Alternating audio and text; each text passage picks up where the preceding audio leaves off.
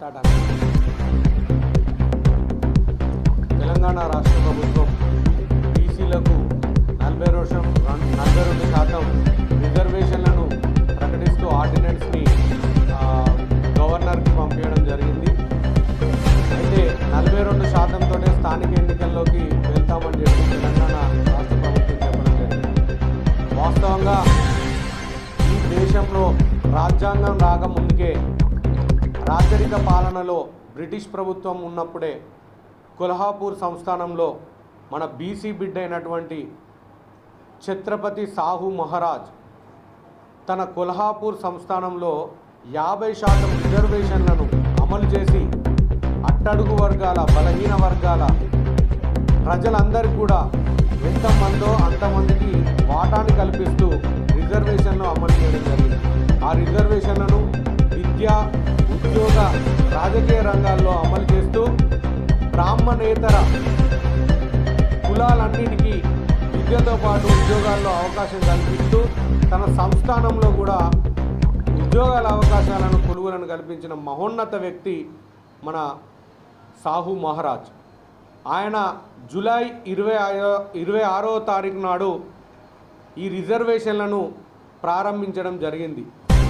వచ్చే జూలై 26వ తారీఖు నాడు ఆయన స్ఫూర్తితో ఏకశిలా పార్క్ దగ్గర ధర్నా చౌక్ దగ్గర మేమందరం 42 మంది బీసీల హక్కుల కోసం ఏదైతే రాష్ట్ర ప్రభుత్వం ప్రకటించిందో ఆ 42% వాటాని వెంటనే పార్లమెంట్లో బిల్లు చేసి చట్టం ద్వారా ఎలాంటి అవాంతరాలు లేకుండా చట్టాన్ని తీసుకొచ్చే విధంగా ఒక ప్రకటన చేయాలని చెప్పి రాష్ట్ర కేంద్ర ప్రభుత్వాలను డిమాండ్ చేస్తూ 42 మంది బీసీలము 42% రిజర్వేషన్ల కోసం ఆ రోజు దీక్ష చేపట్టబోతున్నాం.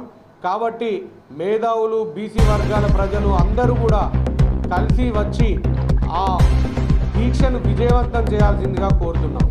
ఈ నెల జూలై 26వ తారీఖు భారతదేశంలోనే సామాజిక న్యాయానికి నిలువెత్తు నిదర్శనం.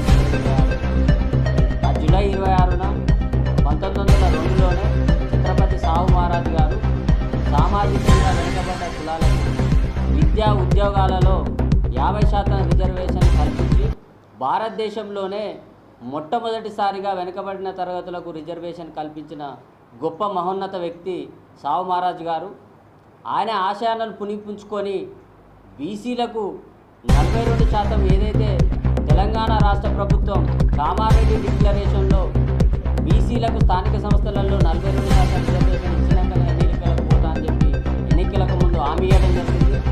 ఆ హామీని నెరవేర్చాలని చెప్పి గత 6 నెలలుగా మేము పోరాటం చేస్తూనే ఉన్నాం. బీసీ సంఘాలుగా ఒక ఆర్డినెన్స్ తీసుకొచ్చిండు.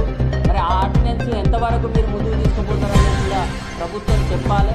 ఆ ఆర్డినెన్స్ను కేంద్రం మీద ఒత్తిడి తీసుకొచ్చి ఆ ఒత్తిడితోటి రాష్ట్రపతి నుంచి గెజిట్ రిలీజ్ చేసి ఆ 42% రిజర్వేషన్కు ఒక చట్టబద్ధత కల్పించాలనే ఉద్దేశంతో ఏదైతే మీరు ఇచ్చిల్లో హామీ ఆ హామీని నెరవేర్చే వరకు మేము పోరాటం చేస్తామని తెలియజేస్తూ దానికి సంకేతంగానే ఈ నెల 26వ తారీఖున 42% రిజర్వేషన్ కోసం 42 మంది మేము దీక్ష చేయబోతున్నాం. ఈ దీక్షకు పలు సంఘాల నాయకులు, బీసీ మేధావులు, రాష్ట్ర స్థాయిలో వివిధ ప్రముఖులు కూడా మాకు మద్దతుగా హాజరు కాబోతున్నారు. కాబట్టి రాష్ట్ర ప్రభుత్వం ఇప్పటికైనా మేల్కొని ఆ దీక్ష సాక్షిగా మేము 42% స్థానిక సంస్థల్లో ఇవ్వాలని పోరాటం చేస్తున్నాం. ధన్యవాదాలు.